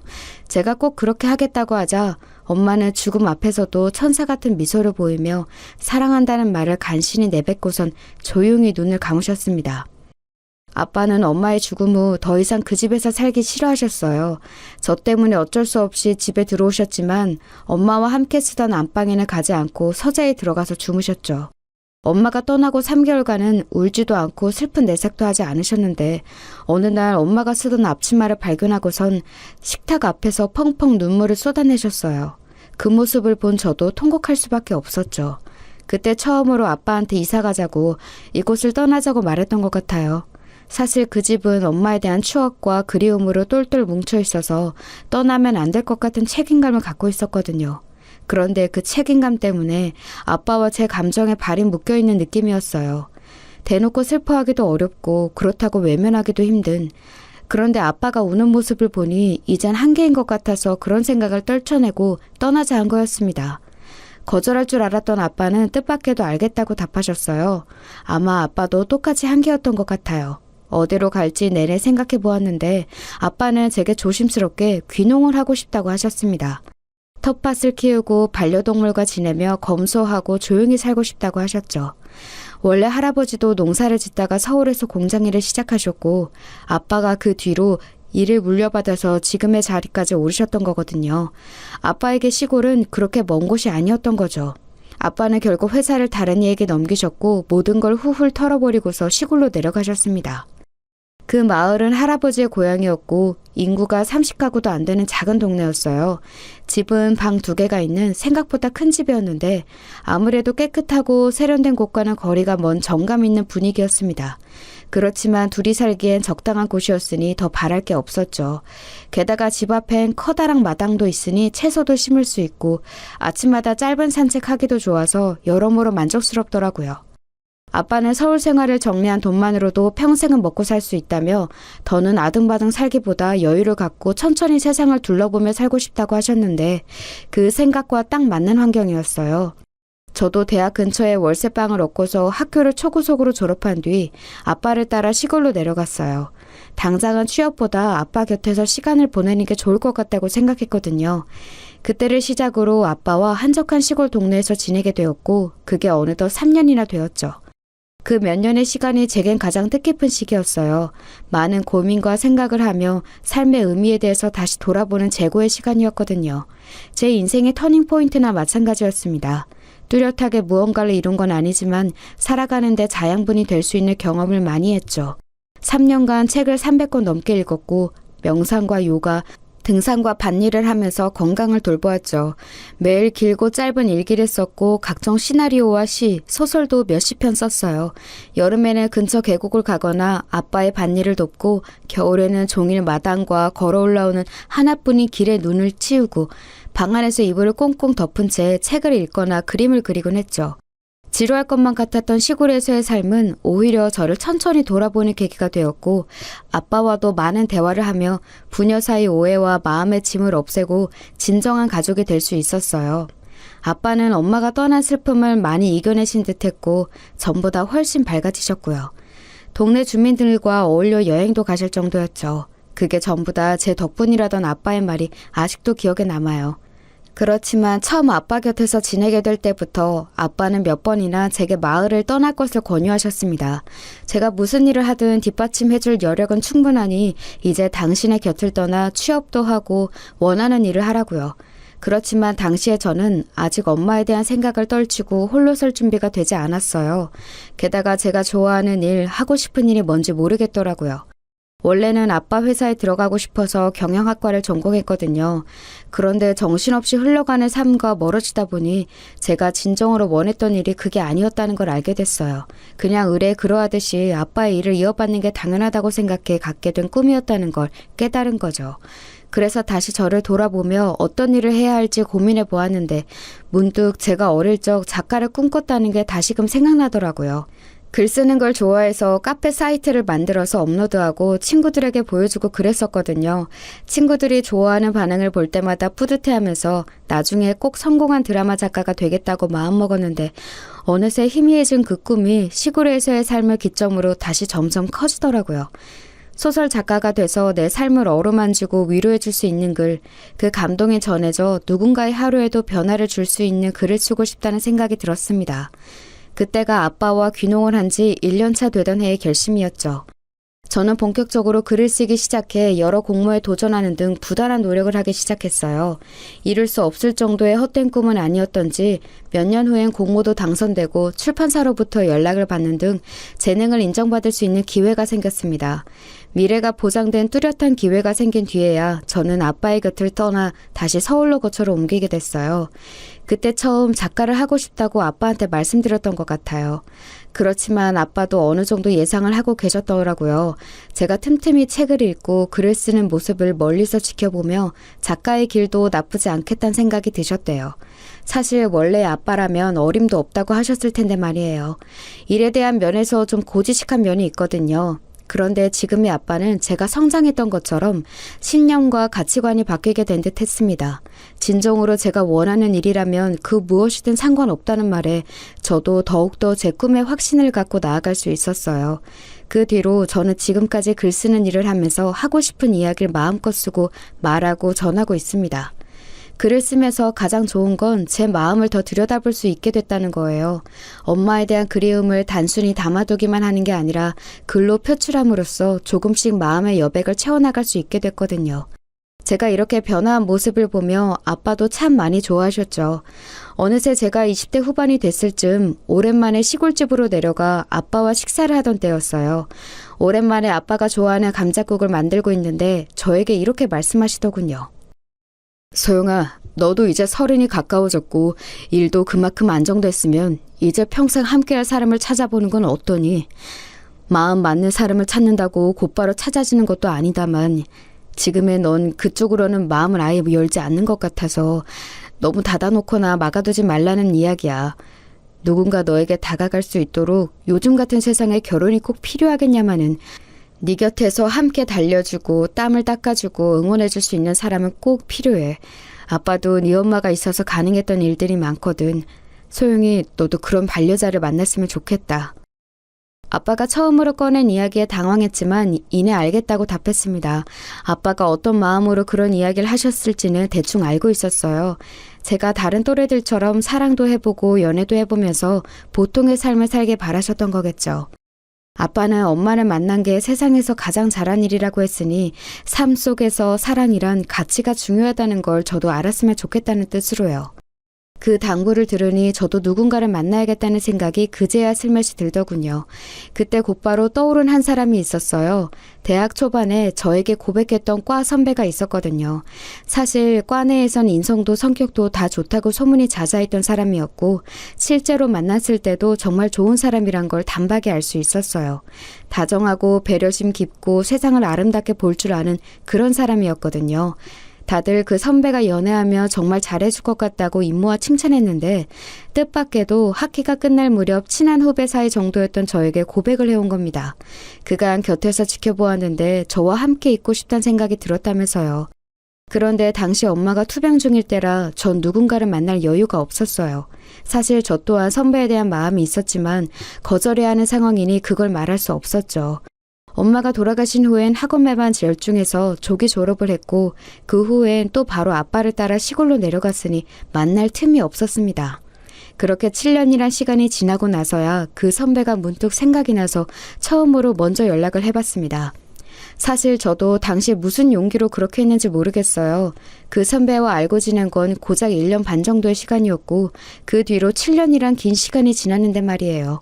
저에게 화가 난 상태거나 아예 깨끗이 잊은 상태거나 누군가 옆에 있는 갖가지 문제들이 있을 수 있는데도 그런 걸 하나도 고려하지 않은 채 연락을 해버린 겁니다. 그런데 내심 거절당할 줄 알고 있었던 저의 안부에 선배는 응해주었고 우리는 그렇게 아주 오랜만에 만나게 됐어요. 오랜만인데도 선배는 어색해하지 않고 웃으며 저를 반겨주었습니다. 선배는 취직해서 일반 회사에 다니고 있었고 제가 사는 지역 근처에서 살고 있다고 했어요. 그렇게 이런저런 안부를 주고받다가 선배가 단도직입적으로 저에게 물었습니다. 연락을 해온 이유가 뭐냐고요. 사실 애들러 말할까 하다가 그냥 솔직히 말했습니다. 저에게 어려운 상황이 있었고 이제 여유가 생기고 나서 가장 먼저 생각난 사람이 선배였다고요. 그러자 돌고 돌아왔지만 이제라도 연락줘서 고맙다며 고작 1년 조금 넘게 안 사람인데도 그간 많이 생각났다고 하더군요. 참 신기했어요. 나만을 기다린 게 아니라 하더라도 그 긴 시간 동안 저를 잊지 않았고 마침 선배에게 애인이 없었고 우리 둘이 이렇게 만나게 된 게 전부 다 신기할 따름이더라고요. 그래서 하늘에 있는 엄마가 저에게 좋은 사람을 보내준 거라고 생각하기로 했습니다. 아빠의 걱정을 덜어주고 제 마음을 채워줄 수 있는 사람을요. 그렇게 우리는 기적처럼 다시 만나 연애를 시작하였고 이내 결혼까지 골인하게 됐습니다. 이제는 남편이 된 그 사람과 종종 그날을 다시 떠올려요. 남편은 저에게 처음 거절당했을 때 살면서 가장 큰 시련으로 느껴졌고 꽤 오랫동안 힘들어했다고 하더라고요. 아무래도 20대 초반이었으니 시기적으로 더 힘든 것도 있었지만 그래도 저에 대한 마음이 생각보다 깊었었나 봐요. 그래도 이렇게 다시 만난 걸 보니 무의미한 시간은 아니었네요. 어쨌든 결혼까지는 굉장히 순탄한 흐름이었습니다. 시부모님도 굉장히 친절하시고 저희의 선택을 존중해 터치를 적게 하는 편이셨어요. 아빠도 남편이 될 사람을 마음에 들어 하셨고요. 다만 남편이 형제가 좀 많거든요. 무려 4형제예요. 요즘 같은 때에 이렇게 형제가 많은 사람은 보기 힘들다고 생각했는데 말이죠. 남편은 위로 형이 2명이 있었고 막내 여동생은 해외에서 유학 중이어서 저도 결혼식 때 얼굴을 볼 수 있었어요. 남편은 형제가 많아서 좋다고 하더라고요. 형들이랑 특히 우애가 좋았대요. 큰형은 남자답고 위계질서를 중요시 여기는 마초 같은 성격이지만 동생들을 끔찍히 아껴주는 편이라 하고요. 작은 형은 큰형보다 유순하면서 합리적이고 이성적인 편으로 늘 관계를 중재하고 이어주는 역할이었다고 해요. 남편은 형들을 잘 따르고 애교를 부리는 막내처럼 자랐고요. 형들은 이미 결혼을 해서 분가했는데 두 형제 사이가 워낙 좋아서 그런지 집도 가까워서 자주 모인다 하더라고요. 신기한 건 손윗동서 둘의 사이가 좋아서 정말 친구처럼 자주 만나 쇼핑도 하고 영화도 보면서 어울려 지낸다고 하는 겁니다. 아무리 그래도 동서지간으로 맺어진 연인데 그렇게 따로 가까운 사이가 될 수 있는 게 신기하긴 하더라고요. 남편도 제가 두 사람과 함께 어울려 잘 지내기를 바라는 듯 했습니다. 형들, 형수들, 그리고 우리 둘이 모여 6명이 같이 여행을 가는 걸 매번 이야기해왔다면서요. 전 외동으로 크기도 했고 외향적으로 사람들과 잘 어울리는 편은 아니어서 좀 부담되긴 하더라고요. 그렇지만 사랑 넘치는 가정을 꾸리는 게 제가 늘 바라던 소망이라 노력해보겠다고 했죠. 결혼식을 앞둔 지 3달 전 그렇게 처음으로 남편의 형제들, 그러니까 아주버님들과 동서들을 만나는 날이 왔어요. 마침 그날은 아주버님의 생신이었고 새로 시작한 사업을 축하하기 위해 만들어진 자리였습니다. 시부모님은 따로 뵈었지만 형제들을 보는 건 처음이라 떨렸어요. 어른들이 아닌 또래들이라 더 긴장하기도 했죠. 약속한 날이 되고 모임 장소가 아주버님 댁이라 이것저것 과일과 디저트를 준비해 갔습니다. 다들 반갑게 맞이해 주시더라고요. 아주버님들은 남편 말대로 호탕하셨고 유쾌했습니다. 동서들도 처음에는 살짝 낯을 가리는가 싶더니 이내 말도 먼저 걸어주고 살갑게 챙겨주시더라고요. 긴장이 곧 풀려서 저도 조금씩 먼저 말을 꺼내고 적극적으로 반응할 수 있었어요. 듣기로 동서들은 강남 출신에 태어난 곳이 비슷해서 가까워졌다고 하더라고요. 아주버님 댁도 강남 쪽이라 다들 그쪽 지리에 익숙해 대화 주제도 점점 그들의 관심사로 옮겨졌습니다. 강남 집값, 땅값, 새로 생긴 상권과 관련 정책, 아이들 교육시설 등등 서울로 다시 온 지 얼마 안 됐고 지역에 크게 관심이 없던 저는 주제를 따라가지 못하고 듣고만 있었죠. 시댁도 가족들은 강남에 살고 있는 걸 큰 자부심으로 여기고 그쪽 메리트에 대해서 고민과 생각이 많은 것처럼 보였습니다. 서울의 핵심인데 왜 이렇게 지원이 적냐, 인프라가 더 커져야 한다, 강남 아이들이 대한민국을 이끌어갈 건데 교육적으로 더 뒷받침해 줄 수 있는 시설이 마련돼야 한다. 같은 이야기를 주고받는데 왠지 신기하더라고요. 강남 엄마들이 이런 건가 싶기도 하고 사실 좀 선민의식 같잖아요. 강남에서 태어난 것 자체로 선택받은 거라 생각하고 나머지 지역과 사람들이 자신들이 아래에 있어야 한다고 당연히 생각하는 것 같아서요. 굳이 따지고 보면 동서들이 강남에 태어난 것 말고는 그다지 우리와 뭐가 다른지 모르겠거든요. 큰 동서는 명문고까지는 나왔지만 대학을 잘못 가서 편입 준비하다 결국 졸업을 못했다고 하더군요. 그 후부터는 회사를 자주 이직하면서 지금은 또 한 번 퇴사한 후 쉬고 있는 기간이라고 했고요. 다니는 회사마다 자기 그릇을 담아낼 수 있는 곳이 아니어서 그만두는 거라 하더군요. 둘째 동서는 명문고 명문대를 나와 그 자부심으로 살아가다가 정작 하고 싶은 일이 마땅히 없어서 지금은 아이들 가르치는 개인 과외로 모든 수입을 벌고 있다고 했어요. 여기까지 다 본인들 입으로 말한 거예요. 자신을 담을 그릇이 못 돼서 너무 작은 일이어서 더 큰 일을 해야 할 사람이어서 라는 이유로 밥 먹듯이 퇴사를 하는 사람과 지금까지 취업을 하지 못한 사람이 모여 매일 부조리한 사회를 꼬집고 나라를 비판하니 사실 좀 아이러니하게 느껴지더군요. 무엇보다 사회에서 배려받아야 할 약자들은 도태되게 두고 앞서 나가는 이들을 위한 복지 시스템이 있어야 나라가 잘 살고 선진국으로 도약할 수 있다는 별의별 헛소리를 다 하더라고요. 아주버님들과 남편은 이런 분위기가 익숙한 건지 동서들의 이야기를 듣지 않고 형제끼리 모여서 스포츠나 회사 얘기를 하고 있고요. 그래서 동서들 이야기를 듣던 중 저도 모르게 푹 하고 웃음이 나왔습니다. 제 작은 웃음소리에 한순간 정적이 찾아왔어요. 너무 작은 소리였는데도 다들 그걸 듣고서 놀란 표정으로 저를 쳐다보더라고요. 멀리서 다른 이야기를 나누던 아주버님들까지도요. 그건 분명 제 실수가 맞아요. 생각지 못하게 나온 거라 저 또한 많이 당황스러워서 손살을 치며 그냥 혼자 생각하다가 그런 거라고 둘러댔습니다. 그러자 첫째 동서가 다시 미소를 지으며 저에게 묻더군요. 소영 씨는 어디서 왔다고 했죠? 부모님은 어디에서 무슨 일 하세요? 갑자기 왜 부모님 직업을 묻는 건지 이유를 알 수 없었지만 솔직히 대답했어요. 저는 서울 성북구 쪽에서 살다가 엄마가 돌아가신 뒤 아빠랑 같이 경기도로 귀농했어요. 거기서 3년 좀 넘게 살다가 일 시작하면서 저 혼자 다시 서울로 올라왔고요. 귀농을 했다고요? 그럼 그 깡시골에서 아버지 혼자 지내고 계신 건가? 많이 걱정되겠다. 그런 환경에 나이 든 어른 혼자 두는 게... 왠지 묘하게 웃음기 섞여 깔보는 듯한 말투에 깡시골이란 단어를 쓴 게 어이가 없더라고요. 분위기를 망치고 싶진 않아서 최대한 공손 대답했습니다. 대신 걱정해 주신 거 맞죠? 감사해요. 그렇지만 뭐 애를 혼자 둔 것도 아니고 어른인데 염려될 건 없죠. 그리고 여기나 거기나 다 사람이 사는 곳이고 사람 사는 거 다 비슷한데 못 살 게 뭐 있나요? 제 말에 동서들은 우물쭈물하더니 이내 다른 이야기로 화제를 돌려버렸습니다. 전 당시 잘 넘겼다고 생각했거든요. 비록 작은 실수를 했지만 그쪽에서도 무례하게 나왔으니 서로 잘 참고 좋게 넘어간 거라고요. 남편도 그 사이에 달라진 분위기는 못 느꼈다고 했고요. 그런데 그건 순전히 저만의 착각이었습니다. 그날부터 동서들의 괴롭힘이 시작되었거든요. 그 뒤로 모임이 있으면 동서들은 제가 어색해할 수 있으니 저를 빼고 남편만 오라 하거나 시댁 모임에서 저를 소외시키는 등 교묘하게 어려운 분위기를 조성해 갔어요. 왜 그런 거 있잖아요. 대놓고 물어보기엔 애매한데 기분은 계속 나빠지는 그런 따돌림 분위기. 그걸 저만 느끼는 건지 남편과 시부모님은 아예 모르는 눈치더라고요.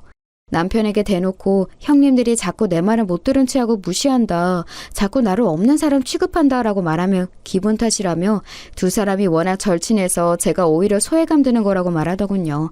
남편이 다정하긴 하지만 원체 세심한 편은 아닌지라 모르는 것 같다고 생각했어요. 기분 탓이라고 하기에 그냥 넘길 수 없는 일이 자꾸만 겹쳐지고 있었거든요. 결혼식 당일 정말 정신없이 준비하고 사람들을 맞이하면서 하루가 어떻게 흘러가는지 모르겠더라고요. 그런 와중에 가족들과 인사를 하는데 저 멀리서 환히 웃으며 다가오는 동서들이 각각 하얀색 재킷과 하얀색 원피스를 입고 있더라고요. 당황해서 어버버하는데 저에게 다가와 너무 예쁘다는 둥 드레스가 너무 잘 어울린다는 둥 갖가지 칭찬을 해주는 겁니다. 이렇게 좋은 말을 해주는데 옷은 그냥 신경을 못 쓴 거겠지 하고 넘기려고 했습니다. 그런데 웨딩 사진 촬영 때도 재킷을 안 벗고 굳이 바로 제 옆에 찰싹 붙어서 사진을 찍으려고 하더군요. 뭐 그것까지도 그려려니 했어요. 당시엔 차마 고의적인 거라고는 생각 못 했거든요. 설마 그렇게 치졸하게 나올까 싶었는데 설마가 진짜더라고요. 혼주석에 인사를 드릴 때 엄마 생각이 나서 제가 눈물을 흘렸거든요. 그런데 시기 끝나고 둘째 동서가 필요한데 굳이 저한테 와서 한 소리를 하더군요. 동서, 이렇게 좋은 날에 이런 소리 안 하고 싶었는데 시골일 때 그렇게 울면 안 되지. 상대편 집안 욕먹이는 거야 그거. 굳이 사연 있는 여자처럼 보이고 싶어? 나 같으면 어떻게든 꾹 참았겠다. 아무리 혼주석이 하나 비었다고 해도 정말로 청승맞아 보여서 나까지 민망했다니까. 생각해보면 둘째 동서가 특히나 저에게 날이 서 있었어요. 항상 큰 동서를 먼저 이끌어 분위기를 조성하는 건 둘째 동서였고 제게 노골적으로 씨가 있는 말을 하는 것도 늘 둘째 동서였죠.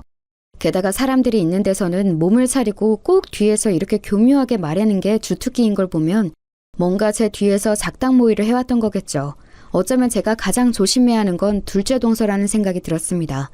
혼조성 얘기까지 나오니 화가 나서 형님에게 한 소리 하려고 했습니다. 그러자 그 옆에서 이야기를 엿듣던 아빠가 참으라며 제 손을 꼭 잡아주셨어요. 그래서 저도 주변의 눈치를 보고선 간신히 화를 참았죠. 그렇게 손님들을 다 보내고 난 후 저는 아빠와 잠시 앉아 숨을 돌리는 시간을 가졌습니다. 그때 아빠가 아까 형님과 있던 일에 대해서 이야기를 꺼내셨어요. 따로 사이가 안 좋은 거냐고요. 그런 건 아니라고 했지만 좀 마음에 걸리긴 한다고 대답했죠. 그러자 아빠가 둘째 동서를 알고 있다는 겁니다. 전 깜짝 놀라 어떻게 본 사이냐고 물었어요. 알고 보니 아빠 회사에 있던 직원의 딸이라는 겁니다. 아빠를 끔찍이도 따르던 직원 중 한 명이었는데 재직 당시 큰 실수를 해서 회사 자금적으로 손실이 컸을 때도 아빠가 그 금액을 메꿔줘서 그 이후부터 엄청 감사해하면서 따랐다고 하더라고요. 아빠 덕분에 회사를 그만두지 않고 정년퇴직까지 할 수 있었으니 아마 그 집 내에서도 아빠의 존재를 잘 알고 있겠죠. 지금까지도 아빠한테 종종 연락을 해오며 명절 때는 선물도 꼬박꼬박 보내고 계신다고 하더라고요. 돈이 얽힌 채무 문제가 있었음에도 직장 상사와 직원으로 아직도 좋은 연을 유지해오고 있으니 참 대단한 연이라 생각이 들었죠. 아빠도 엄마처럼 늘 주변의 이들에게 손을 내밀어주는 사려 깊은 삶을 살아오신 분이라 이렇게 또 연이 생기게 되더라고요. 그 직원분과의 관계가 이어져 오면서 아빠는 직원의 딸인 둘째 동서 결혼식까지 가게 된 거였고 아빠 혼자만 딸의 얼굴을 알고 있던 겁니다. 그러다 여기서 이렇게 만나게 돼서 많이 놀랍다고 하셨어요. 생각지 못한 이야기에 저도 크게 놀랐습니다. 아빠는 만약 계속 괴롭힌다면 아빠 이름을 대라면서 그럼 바로 알 거라고 말했어요. 그리고는 아빠에게 갚을 돈에 대해서 말하면 앞으론 끽소리도 못할 거라 하셨죠. 적어도 생명의 은인 집안에게 꼼짝 못할 테니까요. 동서는 제 결혼식까지 왔으면서 아빠 이름을 확인도 보지 않은 것 같더라고요. 그러니 그 뒤에도 저를 괴롭힌 거겠죠. 이 사실을 알면 둘째 동서가 어떤 말을 할까 궁금했지만 아빠 말처럼 언젠가 저를 위한 호신용으로 쓸 무기로서 두고서 우선은 묵인하기로 했습니다. 결혼식 후 남편과 저는 서로를 배려하고 위해주며 행복한 신혼생활을 이어갔습니다. 저는 주말마다 어르신들을 돕는 봉사활동을 가곤 했는데 이젠 남편이 함께 해주면서 일주일 내내 가정 안팎으로 사랑 넘치는 시간을 보낼 수 있었어요. 때마다 아빠를 만나러 시골도 가주고 셋이 여행도 가면서 가깝게 보냈죠. 남편은 아빠가 엄마 때문에 회사를 다른 사람에게 옮기고 귀농했다는 걸 알고 있었어요. 그래서 아빠가 느낄 고독과 적적함, 사람에 대한 그리움을 크게 이해해주면서 항상 먼저 찾아뵙고자 말해주었어요. 저는 그 점이 참 고맙더라고요. 먼저 그렇게 가족을 챙겨주는 게 쉽지 않은 일이란 걸 아니까 그런 남편을 봐서 저도 시댁에 더 잘하고 싶더라고요. 그래서 자주 연락드리고 찾아뵈면서 많은 시간을 보내려고 했어요. 그러다 보니 정말로 제가 결혼을 잘했다는 생각이 들더라고요. 물론 동서들 문제로 조금 귀찮고 신경 쓰일 때도 있지만 그건 일부분이니 눈앞에 있는 사랑하는 사람과 행복한 나날을 보낼 수 있다는 것에 감사하기로 했어요. 그렇게 즐거운 한때를 보내던 차에 또 한 번 일이 터졌습니다. 저는 가까운 거리를 자전거로 이동하곤 했거든요. 남편은 자차로 매일 출퇴근을 하고 저는 굳이 돈을 허투루 쓰고 싶지 않아 하니 나갈 일이 있으면 자전거로 이동하는 게 제일 편하고 좋아서요. 제가 사는 쪽에는 대중교통을 이용하는 것도 좀 힘든 곳이었고요. 그런데 하루는 제가 미팅을 가다가 내리막길 도로에서 넘어져 다리를 다치게 된 겁니다. 큰 부상은 아니었지만 크게 다칠 뻔했던 일이었어요. 남편은 너무 놀라서 이제 자전거는 타지 말라고 차를 사거나 택시를 타라고 제게 일렀습니다. 저도 한번 다치고 나니까 자전거를 타는 게 겁나지더라고요. 택시를 타는 건 번거로우니 그냥 이참에 차를 사는 게 낫겠다 싶었어요. 다쳐서 차를 사는 건데 경차를 사는 건 뭔가 불안하더라고요. 이왕 사는 거 중고라도 크고 튼튼한 차를 사기로 했습니다. 여태껏 돈 한 번 허투루 쓴 적 없고 꼭 필요한 일에만 아끼지 말고 쓸 땐 쓰자는 주의로 살아왔거든요. 제가 번 것 외에도 아빠가 결혼할 때 보태준 돈도 있으니 좀 큰 돈을 주고서 제 나름대로 튼튼하고 좋은 차를 샀어요. 제가 사용하기에는 사이즈는 좀 컸지만 마음에 쏙 들긴 하더라고요. 그때부터 운전 실력을 늘리려고 가까운 거리도 차로 이동하고 드라이브도 갔어요. 아주 적극적으로 차의 편리함을 만끽하고 있었죠. 그러던 중 시어머니가 지방에 오래 머물 일이 있으셔서 곧 내려가셔야 하는데 그 전에 며느리들에게 맛있는 걸 사주고 싶으시다고 여자들만 모이는 자리를 만들어 주셨습니다. 그런데 당시 하필 태풍이 오던 터라 약속을 취소하시려다 다음번에 다시 나를 잡기는 힘들 것 같아서 차를 타고라도 이동하는 게 좋겠다고 의견이 모였어요. 동서들은 기름값이 아깝다며 한 차로 이동하자고 하기에 최근에 제가 차를 샀으니 제 차로 이동하자고 말씀드렸죠. 그렇게 약속날 시어머님과 동서 두 분을 모시고 음식점으로 향했습니다. 그런데 작은 동서가 자꾸만 큰 동서에게 귓속말을 하는 겁니다. 뒷좌석에 앉아서 둘이 수군대는데 왜 이리 신경 쓰이던지 어머님은 제게 운전을 잘한다며 큰 차를 산 게 잘했다고 해주셨어요. 그러자 둘째 동서가 큰 동서를 보며 웃더라고요. 참다 못한 제가 먼저 물어보았어요. 무슨 일 있냐고. 그러자 둘째 동서가 큰 동서에게 눈치를 주더라고요. 그러자 큰 동서가 곤란한 척하며 말하길 아이 동서가 글 쓰는 일 한다고 들었는데 그거로 많이 벌어봤자 얼마나 벌겠어요. 아이 그런데 이렇게 턱하고 큰 차를 샀으니 뭐 우리는 로또라도 당첨됐나 싶은 거죠. 서방님도 부서로 옮겨서 요즘 벌이가 그렇게 넉넉한 편이 아니라던데 동서가 너무 욕심내서 무리한 게 아닌가 싶네요. 여태 모아둔 걸로 했거나 친정에서 도와주셨나 보지. 친정에서 도와주실 수가 있나요? 그럴 수가 있나 싶은데? 또 그 비오는 그 말투, 이번에도 분명 둘째 동서가 시작한 일일 겁니다. 거북해서 뭐라 답하지 않고 있는데 시어머님이 대신 나서주셨어요. 이해를 하든 못하든 남이 관여할 일은 아니라고 보는데 남의 집 벌이랑 살림살에 끼어드는 거 아니다. 너희가 매일 모여서 그런 이야기만 하는 거 아닌데 상황과 때는 지켜서 말해야 하는 거다. 시어머님이 나서서 제 편을 들어주시자 동서들은 입을 꾹 다물었습니다. 앞에서 운전하는데도 뒤에서 저를 째려보는 시선이 느껴지더군요. 오히려 저에 대한 미움이 더 커진 것 같았지만 기분은 좋았으니 상관없었어요. 그렇게 식사 자리에서 밥을 먹고 넓은 카페로 자리를 옮겼습니다. 어머님은 먼저 올라가 계셨고 제가 커피를 주문한 후 가져가라고 기다리고 있었어요. 그때 작은 동서가 저에게 다가오더니 또다시 시비를 거는 겁니다. 어머님이 편을 들어주니 얼굴이 폈다는 등 시집살이 안 해서 좋겠다는 등 이제 나이 대놓고 꼽을 주더라고요. 그래서 저도 지지 않고 물었습니다. 제 뭐가 마음에 안 들어서 자꾸 이렇게 괴롭히시는 거냐고요. 그 대답이 정말 가관이더군요. 우리도 처음엔 잘해주려고 했어. 알지? 관계를 망친 건 너라고. 어디 코딱지만한 시골 바닥에서 온 주제에 자꾸 손윗 사람을 깔보고 우습게 봤잖아. 첫째 언니는 단순한 거 순둥이라서 너 같은 여우의 속셈을 몰라. 내가 말해주면 아 정말 그런가 하고 그제야 반응할 뿐이지. 그게 답답해서 앞으로 내가 대신 좀 교육해주려고 해. 그러니 잠자코 듣기나 하라고. 말대꾸하지 말고. 드라마에서나 보던 양아치 모습 그대로였어요. 황당해서 가만히 쳐다보는데 휙 하고 웃으며 화장실에서 나오던 큰 동서를 데리고 어머님께로 향하더라고요. 세상 살면서 참 별의별 일이 다 있구나 싶었습니다. 그래도 참자 부족한 사람에게 손 한 번 더 내밀어준다고 생각하자는 마음으로 화를 다스렸어요. 그리고 커피를 가지고 테이블을 향했죠. 동서들은 아무 일도 없었다는 듯 하하호호 웃으며 어머님과 수다를 떨고 있더라고요.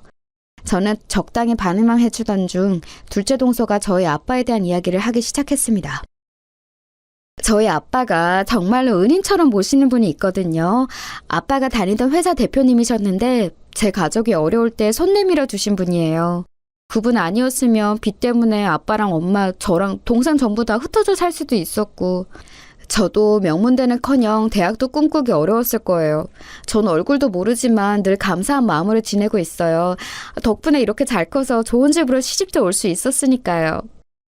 어머님과 큰 동서는 둘째 동서의 말에 감명 깊어하며 반응해 주었지만 전 가만히 있었어요. 전 속으로 그게 우리 아빠야 이 자식아 라고 소리쳤지만 입 밖으로는 말하지 않았죠. 말만 들으면 감사해야 할 줄 아는 건실한 청년 같은데 사실 속이 베베 꼬인 사람과 싸우는 건 저만 손해니까요. 그렇게 이야기를 나누고 우린 밖으로 나갔습니다. 어머님이 화장실에 다녀오시는 동안 저희는 카페 1층 밖에서 쏟아지는 비를 보고 있었죠. 안 그래도 쏟아지는 비에 아빠가 걱정돼서 아침 일찍 통화를 나눴었거든요. 아빠는 집이 고지대에 있어서 다행히 별다른 피해는 없을 것 같다며 저나 다치지 않게 조심하라고 말씀하셨죠. 그래도 혼자 계신 아빠가 걱정되는 건 어쩔 수 없더라고요. 내일 비가 그치면 바로 찾아뵈어야겠다고 생각하며 비를 보고 있었어요. 그런 저의 이성을 둘째 동서가 말 한마디로 단박에 끊어버렸습니다. 비가 엄청 오네? 이러다 동서 친정집 떠내려가는 거 아니야? 그럼 혼자 남은 아버지가 섭섭해하시겠다. 여기서 우리랑 이렇게 커피나 마실 때가 아니라 시골로 내려가 봐야 할 것 같은데. 뭐 이미 떠내려간 후였을 수도 있고. 그 말을 하며 키득키득 웃는데 저는 순간 화를 참지 못하고 둘째 동서의 뺨을 때렸습니다. 엄마는 제게 그러셨죠. 남을 이해하고 그대로 받아들이고 서로 도우며 살아가라고요. 혼자 사는 세상이 아니니 더불어 살을 부딪히며 살아가야 한다고요. 하지만 그 말은 상황에 따라 다르다는 걸 제 인생에 어느 때나 통용되는 좌우명이 될 수 없다는 걸 깨달았어요. 이렇게 우리 가족의 얼굴에 침을 뱉고 비아냥대는 인간에게는 손을 내밀어주는 게 아니라 그 손으로 시원하게 일격을 가하는 게 정답이라는 걸요. 제게 뺨을 맞은 둘째 동서는 그대로 날아가 빗속에 주저앉았습니다. 큰 동서가 놀라서 따라가 일으켜주었죠. 둘째 동서는 있는 대로 열이 받은 듯 일어나 제게 덤벼들었습니다. 동서가 몰랐던 것 같은데 저는 시골에서 몇 년 동안 지내며 하루도 빠지지 않고 운동과 밭일을 하면서 체력이 굉장히 좋은 편이었거든요. 글을 쓴다고 해서 힘이 없을 거란 건 편견일 뿐이었죠. 저에게 달려드는 동서의 멱살을 잡고서 저는 다시 뒤로 밀쳐버렸어요. 그리고 당황하는 그 얼굴에 참아왔던 말을 쏟아부었죠. 그동안 인간적으로 대해주려고 했는데 도저히 안 되겠네. 정길준, 이 이름 알죠? 형님이 아까 본인 입으로 술술 말했잖아요. 가족의 은인이라고. 그 은인인 정길준이 바로 우리 친정 아빠라는 거 아직도 몰랐어요? 그간 툭하면 강남, 명문고, 명문대 귀에 딱지가 않게 말하더니 정작 인간답게 사는 걸 모르니 배운 게 다 어디로 갔나 싶네. 그쪽에 멸시하고 모욕한 시골에 사는 우리 아빠한테 전해줄게요. 그쪽 아버지가 말아먹은 재산 도로 다시 받으라고. 그럼 형님이 그 집안에서 어떤 취급을 당할지 눈에 훤하겠다. 그쵸? 뺨 맞은 거 고소해요. 나도 똑같이 사기죄로 그쪽 아버지 고소할 테니까. 그러자 둘째 동서는 생각지도 못했다는 듯 아무 말도 못하다가 이내 상황 파악을 한 듯 했습니다. 그때부터 제 다리를 잡고 늘어지기 시작했죠. 동서. 미안해. 내가 잘못했어. 실수한 거야. 방금은 난 전혀 몰랐다고. 알았으면 이렇게 안 했지. 내가 실수했네. 크게 실수했어. 한 번만 봐줘. 응? 우리 아빠 지금 그 소식 들으면 뒷목 잡고 쓰러지셔. 사실 난 그냥 형님이 시킨 대로 한 거야. 막내 동서 교육 잘 들여야 한다는 말 듣고 한 거라고. 어머, 얘 좀 봐. 지금 무슨 소리 하는 거야? 내가 언제 시켰어? 네가 매번 날 살살 꼬드기면서 막내 동서랑 이간질했잖아. 난 그간 정의했으니 못 이기쳐 따라가 준 건데 진짜 웃기네 너. 어느새 둘이 싸우고 있기에 머리가 지끈거려서 보고만 있었습니다. 이윽고 시어머님이 오셨고 저는 어머님만 모시고 차를 타 그곳으로 빠져나왔습니다. 동서들이 싸우고 있다가 제가 차문을 잠그니까 그 빗속에 따라와서는 문을 열라고 고래고래 소리를 지르더군요. 자기들은 어떻게 집에 가냐면서요. 그래서 살짝 창문을 내리고선 형편에 맞지 않는 차 타지 말고 본인들 재량껏 알아서 오라고 했습니다. 그러자 아주 생난리를 치는데 오히려 웃음이 나더라고요. 시어머님은 당황하며 무슨 일이 있었냐고 물으셨어요. 저는 결혼 전에 있었던 일부터 시작해 방금 전 일까지 전부 다 말씀드렸습니다. 그리고 이런 못난 모습 보여드려서 죄송하다고도 했죠. 잠자코 듣고만 계셨던 시어머님은 저를 이해한다며 그동안 마음고생이 심했을 텐데 이제 화를 푸는 게 어떻겠냐고 말씀해 주셨어요. 마음속에 미움을 갖고 살면 그 사람이 더 힘들어진다고요. 그 말을 듣는데 눈물이 흘러나왔어요. 어머님 말씀이 맞아요. 제 안에는 그간 남에 대한 미움으로 가득 차서 어쩌면 이런 다툼의 순간이 오길 바랐던 것 같아요. 제가 너무 못나진 것 같아서 마음에 여유 없이 살아온 것 같아서 지난 시간이 반성되더라고요. 둘째 동서를 용서하든 안 하든 그건 제 자유니까 저에게 선택을 맡기겠다는 어머님의 말에 그날 밤 많이 고민했어요. 둘째 동서는 계속해서 제게 연락을 해오며 사과하는 상황이었고요. 저는 이대로 넘어갈 수는 없을 것 같아 다음 날 아빠를 찾아뵙고는 그간 있었던 일에 대해 말씀드렸습니다. 그렇지만 고소하는 것보다 차라리 아빠가 그 직원분에게 이런 일이 있었다고만 전해드려도 충분히 잘못을 꾸짖을 수 있을 것 같다고 했어요. 아빠 생각도 저와 같았고요. 아빠는 곧장 그 직원에게 전화해 둘째 동서와 제 사이에 있던 일에 대해 전하셨죠. 아빠는 제게 고생을 너무 많이 하는 것 같아 마음이 아프다고 하셨지만 저는 오히려 제가 얻은 깨달음에 대해서 말했어요. 살면서 이 정도 교훈을 얻으려면 그만큼의 대가가 있어야 한다는 것도요. 아빠는 제가 엄마와는 다른 방향으로 그렇지만 성숙한 어른이 된 것 같아 마음이 놓인다고 해주셨습니다. 서울로 돌아갔더니 집 앞에 둘째 동서가 있었습니다. 저를 보자마자 무릎 꿇으며 또다시 사과하더라고요. 동서 미안해. 아빠가 사과받고 오라고 안 그럼 날 죽이겠다고 했어. 날 용서한다는 말 한마디만 해주면 안 될까? 제발. 언젠가 그 말을 해드릴게요. 그런데 지금은 안 돼요. 살면서 저한테 갚아나가세요. 그럼 나중에라도 용서한다고 할게요. 언제가 될진 모르지만. 둘째 동서를 차가운 바닥에 혼자 두고서 집으로 돌아가는데 속이 뻥 뚫리는 기분이었습니다. 사실 완전한 해피엔딩은 아니에요. 그 뒤로 큰 동서와 작은 동서는 앙숙이 돼 서로만 보면 이를 가는 사이가 되었고 세 형제의 부부 모임은 다시는 진행될 수 없었죠. 그 원인이 저인 것만 같아 마음이 불편했지만 이제는 제가 잘못이란 생각은 안 하려고요.